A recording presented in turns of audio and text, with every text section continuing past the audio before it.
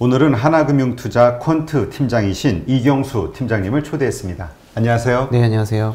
네, 사실 지난번에 뵀을 때는 우리 대주주 요건 3억 그 제한 규제지요. 네, 규제. 맞습니다. 예, 그것 때문에 이제 아주 난리가 났을 때 이야기를 나눴었는데 오늘은 일단 먼저 개인의 수급 상황. 지금 이제까지는 시장을 떠받치는 가장 큰 총알이 개인 투자자들이었잖아요. 근데 이제 외국인 투자자들이 이제 좀 늘어난다 이런 얘기가 있으면서 대형주 중심으로 또 확 오르고 있고요. 맞습니다. 예, 시장을 좀 이야기해 주시죠. 예, 일단은 지금은 다 알다시피 연말이기 때문에 조금 특이한 수급적인 상황이 항상 부각이 됩니다. 올해도 이런 현상이 또 여지없이 나타나고 있고요. 일단 기본적으로는 대주주 요건이 있기 때문에 기존의 개인들이 특정 종목군들을 많이 보유를 하고 있었고 그 종목의 주가 수익률이 상당히 많이 났었다라고 하면 이거에 대한 그 양도세가 발생이 되기 때문에 기본적으로 그 이전에 대주주 요건을 회피를 하는 그런 수요가 매년 12월 달에 나타났었고요.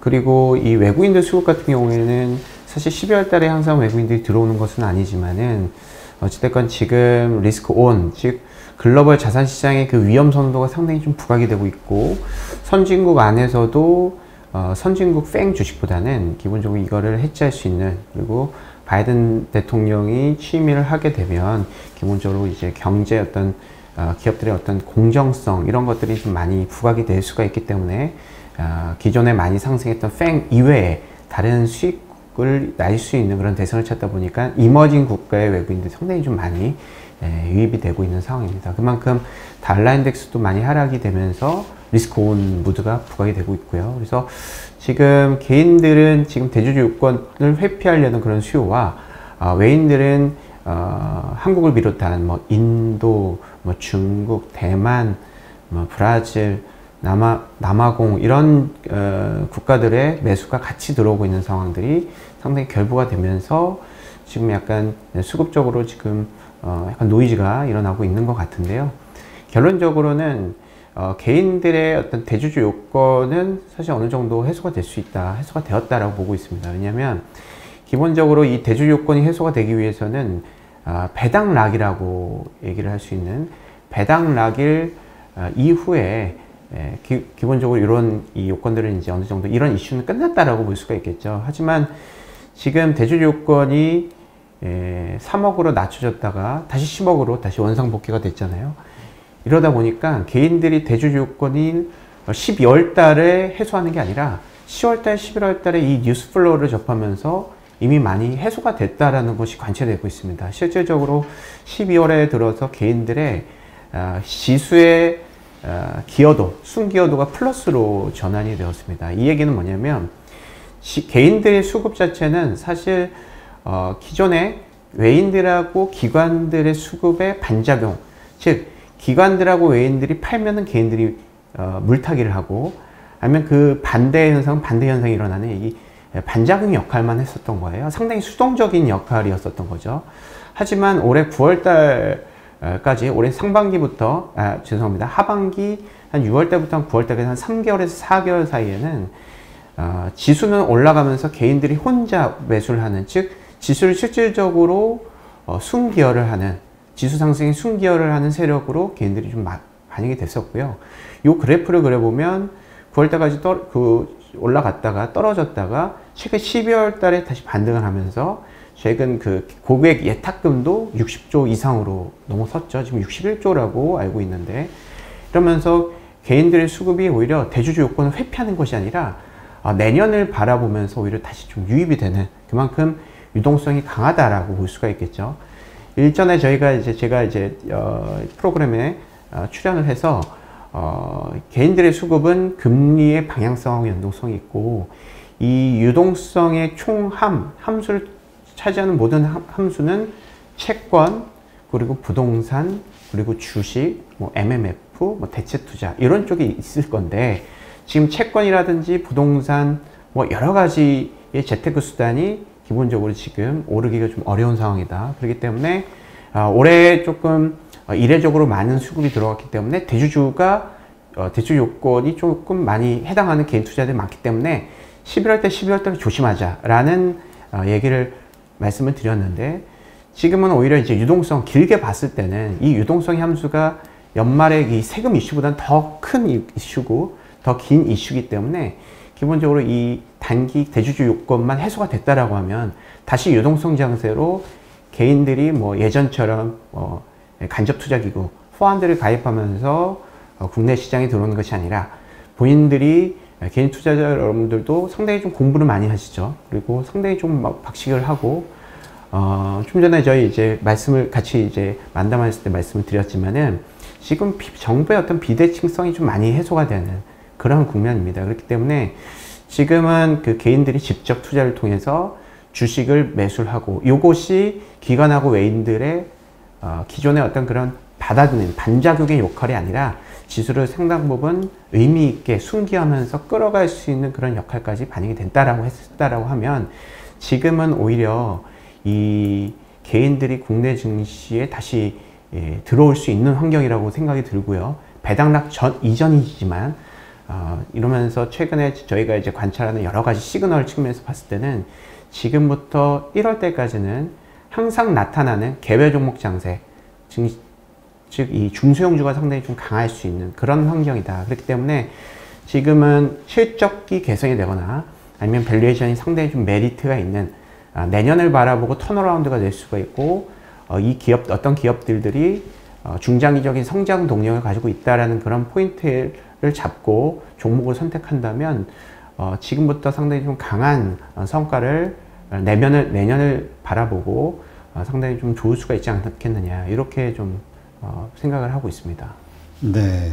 그러니까 이제 지금 3억 원 대주주 요건 강화하는 게 이제 될 것 같으니까 가지고 있던 물량들을 미리 막 내놓으면서 그때 약간 변동성이 있었죠. 그렇습니다. 가격이 하락하고. 미리 이 대주 요건을 회피를 많이 해놨던 것 같습니다. 네. 근데 지금 보니까 10억이 그대로 유지되니까 네. 다시 담아야 되겠다, 이런 생각을 하는 분들이 늘어나고 있다. 네, 세금 회피하는 수급보다는 내년을 바라보고 주식을 투자하겠다는 수급이 더 많은 것입니다. 네. 이런 현상이 보통 계절적으로 보면 배당락 이후에 직후에 나타났는데, 올해 같은 경우에는 여러 가지 뭐 정책적인 노이즈도 있었고요. 그만큼 유동성도 상당히 이례적으로 좀 많고요.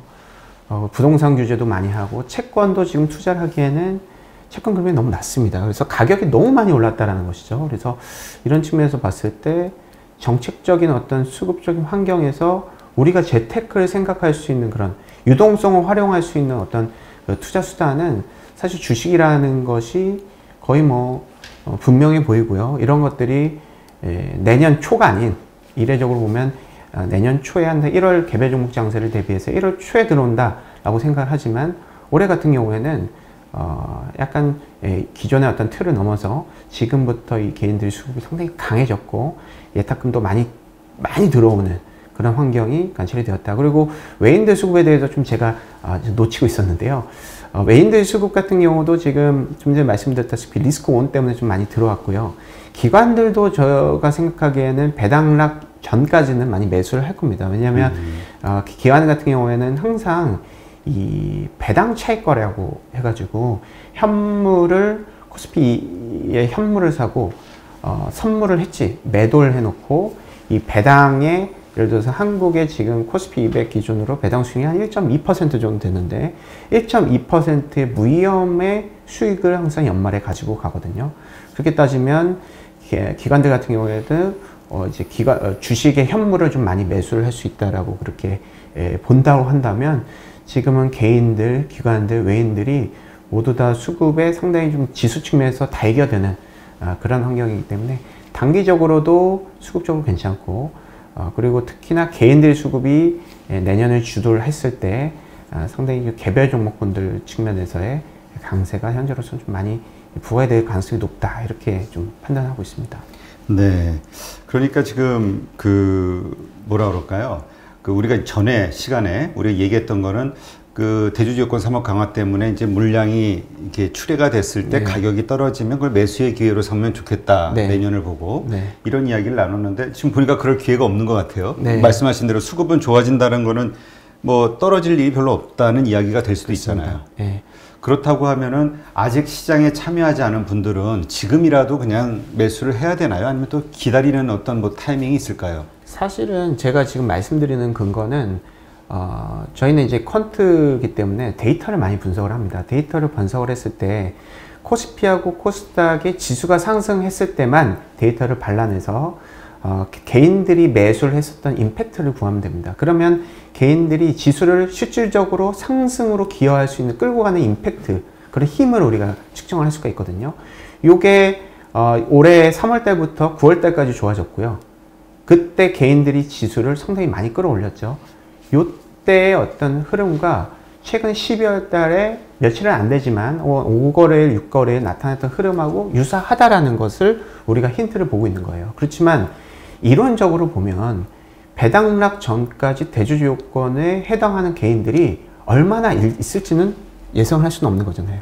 방금 말씀드렸던 이 내용은 대주주로 요건을 회피하기 위해서 파는 물량보다 유입하는 용도가 더 크기 때문에 개인들의 수급은 플러스 계속 갈 것이다 라고 예상을 하는 건데, 약간 신중하게 접근한다면 배당락 직전에도 누군가는 대주주 요건 때문에 팔 수밖에 없는, 뭐 예를 들어서 어떤 특정 종목군을 가지고 있는데 이것이 얼만큼 올랐는지도 모르고, 그렇지만 어떤 뭐 증권사라든지 뭐 본인들의 어떤 세무사라든지 이런 쪽에 연락을 받아가지고 이걸 좀 정리하는 게 좋겠다라고 카운슬링을 받을 수도 있는 거고요.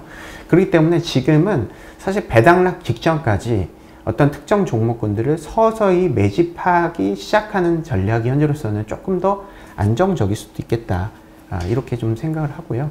배당락 전까지 나타나는 것은 개인들의 대주주 회피를, 대주주 요건을 회피하는 것, 이것뿐만 아니라 기관들 같은 경우도 똑같습니다. 기관들도 올해의 어떤 포트폴리오, 펀드에 가지고 있는 종목군들이 수익이 많이 났다라고 하면 내년에 이 펀드를 그대로 보유할 수 있을 수도 있지만 이 담당 매니저, 펀드 매니저가 교체가 될 수도 있고, 국민연금이라든지 보험사들은 이 펀드에 돈을 위탁을 맡기게 되는데, 이 수익자들, 이 소위 얘기하는 이 연금이나 보험사들이 갑자기 이 스타일을 변경시킬 수도 있습니다. 올해 뭐 네이버, 카카오를 좋아하는 성장주를 좋아했던 스타일에서 갑자기 내년에는 증리게 되고 전체적인 컨택트 시세가 올 것이다. 그러면은 가치주, 그리고 뭐 정유라든지 화학, 뭐 시크리컬 이런 쪽으로 투자하기 위해서는 이 매니저를 교체를 하게 되는데, 그렇게 되면은 기존에 가지고 있던 어떤 펀드를 그대로 코스피로 돌려놨다가 다음에 이제 위탁하는 그런 수익자들한테 돌려주게 되는 거거든요.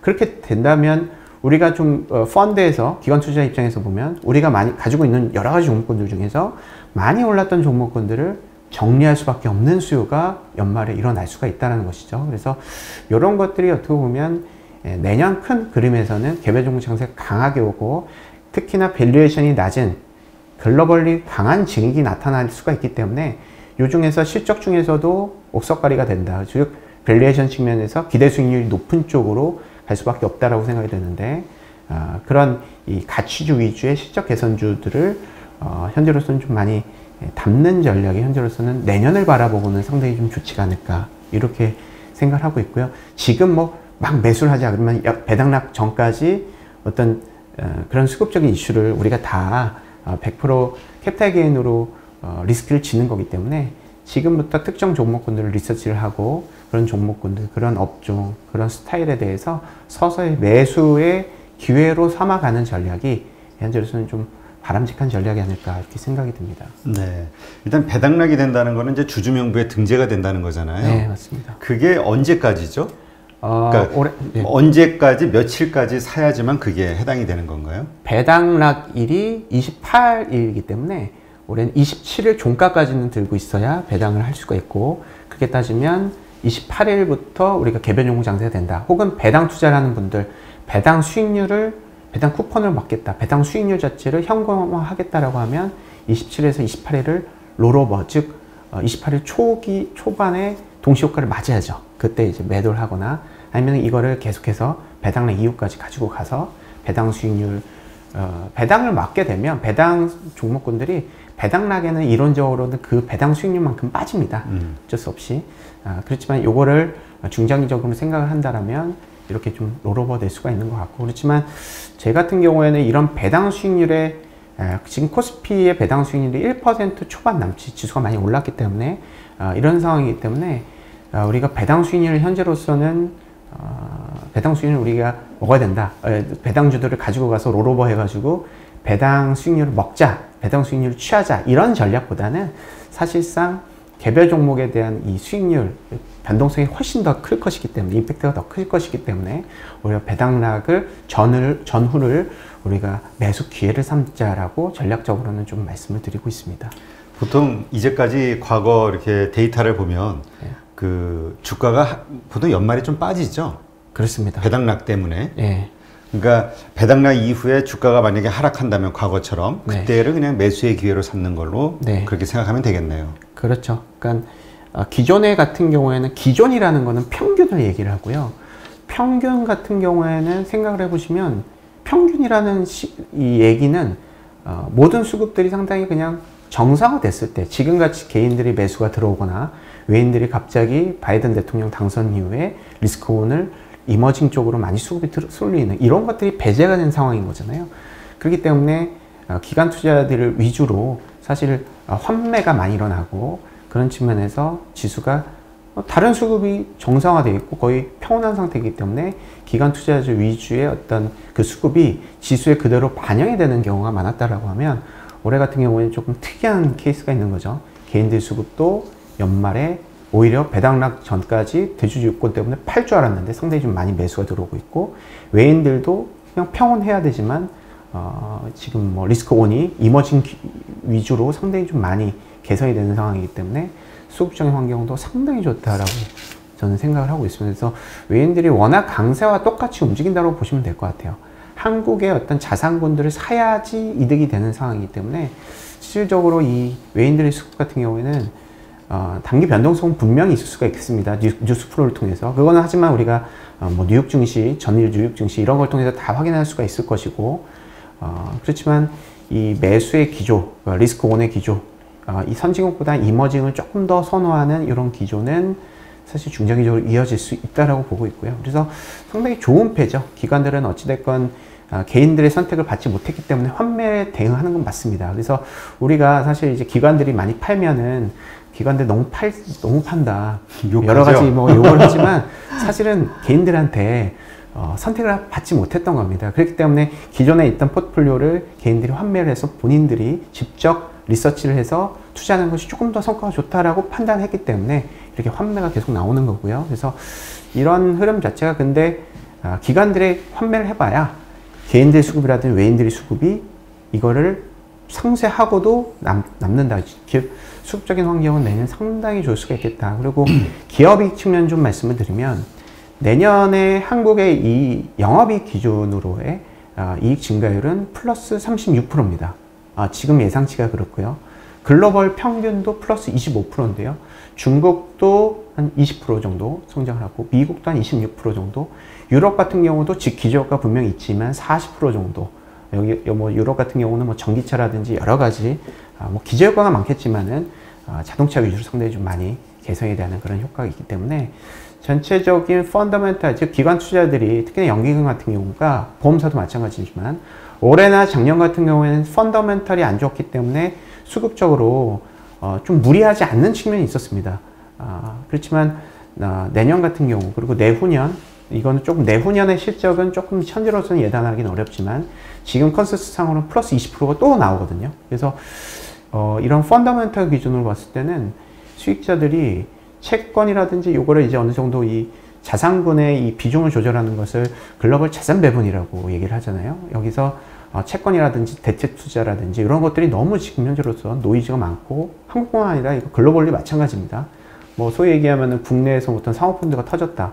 뭐 글로벌 어떤 부동산의 어떤 그 펀딩에 못해서 터졌다. 뭐 여러 가지 이슈가 있고 지금 어느 정도의 어떤 그들의 어떤 자산 가격이 올라왔기 때문에 지금은 주식으로 뭐 상당히 강력한 이 로테이션, 글로벌 자산 배분 측면에서 주식의 비중을 높일 가능성이 상당히 높다라고 봤을 때는 사실상 기관들도 환매 대응을 하지만 실질적으로 채권을 팔아서 주식을 산다라고 하면은 환매 이상의 수급이 오히려 플러스 전환이 될 수도 있는 거고요. 그래서 지금 상황에서는 이렇게 그러니까 제가 이제 말씀드렸다시피 배당락 전임에도 불구하고 개인 투자자분들이 약간 좀 매수를 서둘러야 하는 이유는 이렇게 좀 수급적으로 이 주식시장, 한국뿐만 아니라 글로벌 주식시장에 달겨들 수밖에 없는 그런 수급 환경, 펀더멘탈 이런 것들 총합 이런 좀 고려를 해서 말씀을 드리는 거거든요. 그래서 현재부터는 지금 연말이라고 어떤 이제 수급적인 노이즈 때문에 그리고 배당주만 좋은 거 아니냐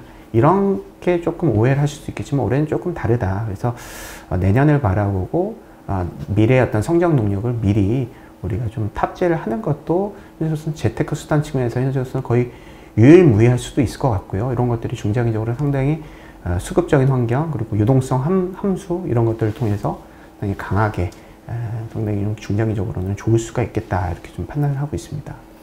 네. 그런데 그 지금 수급과 관련해서 우리가 이제 그 예탁금 지금 네. 60조가 넘었다고 하잖아요. 맞습니다. 근데 이제 전에 그런 분석이 있지 않았었나요? 그 이 60조라는 게 액수는 크지만 네. 이게 이렇게 상승하는 거를 따라가는 자금이 아니라 떨어지는 걸 받기 위한 네. 좀 보수적인 네. 그런 자금의 성향을 갖고 있기 때문에 주식시장 상승을 이끄는 큰 어떤 수급 요인으로는 좀 쉽지 않겠다 이런 얘기가 좀 있었죠. 네. 근데 저는 거기에 이제 동의를 하지 않고 기본적으로 이 고객 예탁금은 주식을 사지 않은 우리의 이제 잔고입니다. 주식 평가 자산의 외의 어떤 잔고이기 때문에 기본적으로 예탁금이 늘어났다라고 하면은 주식을 조금 회피하기 위해서 약간 이게 늘어난 걸 수도 있고 아니면은 좀 올랐던 종목군들을 팔아도 예탁금이 늘어날 수도 있습니다. 그리고 IPO를 그러니까 어떤 비상장 종목이 상장이 되었는데 IPO를 들어가기 위해서 미리 예탁금을 넣어놓고 올라갔던 사례가 올해 많았었잖아요. 공모주들. 그렇죠. 그렇지만 핵심은 이 개인들이 혹은 뭐 기관 자금도 있겠죠. 이런 자금들이 주식을 한다라고 가정을 했을 때는 이 위탁금을 보는 것이 맞습니다. 그러니까 지금 채권이라든지 대체 투자를 할 것이다라고 하면 이 예를 들어서 MFMF라든지 여러 가지 이 대기성 자금들이 다른 쪽으로 간다라고 하면 이거를 체크할 필요가 없겠죠. 어차피 주식 버리고 부동산 투자 많이 할 것이다. 대체 투자 사모펀드를 많이 투자할 것이다. 라고 하면 이게 빠져나갈 수가 있겠죠. 그러면서 지수와는 별개로 후행적인 지표가 될 것입니다. 그렇지만 지금은 제가 전에도 말씀드렸다시피 저희 이제 보고서에도 나와 있지만 이 글로벌 그러니까 한국의 어떤 유동성을 차지하는 것은 상당히 좀 이 구성하는 요소는 말씀드렸다시피 부동산 그리고 채권 대체 투자 뭐 예금 요 정도가 되겠는데 여기에서 기본적인 유동성은 금리가 떨어지면 유동성 계속 늘어난다고 봐야 되는 겁니다. 대출을 규제를 하더라도 기존에 가지고 있는 자산을 그 정도의 어떤 예금을 받지 예전만큼 높은 계정을 받지 못했기 때문에 재테크수단으로 할 수 있는 요인이 있고요. 그렇기 때문에 지금은 주식을 한다라는 가정으로 생각을 해봤을 때는 예탁금이 늘어나면 언제든지 다시 주식을 살 수 있는 대기자금으로 해석을 하는 것이 맞겠죠. 약간 중장기적으로 보거나 최근에 어떤 이런 흐름들 자체를 다시 채권으로 간다, 다시 사모펀드로 간다, 부동산으로 간다라고 가정했을 때는 말씀하셨다시피 이 주식 대기, 주변 자금 자체를 되게 조금 그거 어차피 주식을 팔고 다른 걸로 갈 쪽인데 이렇게 예상하면은 말씀하셨던 게 맞지만 이것을 그래서 이 예탁금이 또 많이 줄지도 않잖아요. 계속해서 50조에서 연말에 대주 유권 때문에 좀 빠질 줄 알았는데 이게 또 60조까지 늘었고 이게 저희는 기본적으로 저희 이제 보고서에도 썼지만 100조 이상 넘어간다라고 보고 있는데 이런 측면에서 이 대기성 자금들은 언제든 오히려 주가가 빠지면은 매수의 어떤 대기 자금으로서 주식 측면에서 상당히 조금 이례적으로 강한 개인들 수급을 대변해주는 그런 지표가 아닌가 이렇게 좀 생각을 하고 있습니다. 네, 그래서 지금 어떤 아주 큰 폭의 어떤 하락을 기다리기보다는 약간의 시장이 조정이 있을 때마다 그때 지금 바로 매수 전략을 펼치는 게 오히려 좀 유리할 것이다. 이렇게 이해를 하면 되겠네요. 그렇게 유리할 거라고 생각이 들고 지금 많은 스마트하신 개인 투자자분들이 그렇게 하고 있는 것으로 예상이 됩니다. 예탁금이 늘어났다는 거는 일단 자금을 그쪽으로 옮겼던 거거든요. 하긴 이번에 불과 네마니의 날이라고 어젠가요? 그젠가 그 보니까 확 떨어지는 거 개인들이 전부 받쳐가지고 다시 외인들이 뭐 1.2조 팔아도 사실은 이제 지수가 그만큼 빠지지 않았다. 0.3% 빠졌네요. 이런 것들은 이 대기성 자금의 어떤 임팩트라고 볼 수밖에 없습니다. 사실 기관들이 이것들을 막 잡았을 리는 없고요. 그래서 지금은 이 개인들의 수급을 옛날하고 조금 동일시하게 여기는 그런 컨셉보다는 올해 어떤 특수성, 그리고 내년에 펀더멘털도 강하게 반등을 하는, 오히려 이제 코로나19 이후에 상당히 좀 경기가 안 좋을 것이다라고 생각을 하지만, 오히려 지금 핵심은 오히려 이렇게 코로나19 때문에 기업들이 감축을 했죠. 그래서 지금은 매출 지표가 늘어난 것이 아니라 영업이익 지표가 늘어났습니다. 그렇죠. 그러면서 수익성이 많이 개선이 됐거든요. 어찌됐건 주식은 우리는 기업에 투자하는 것이고,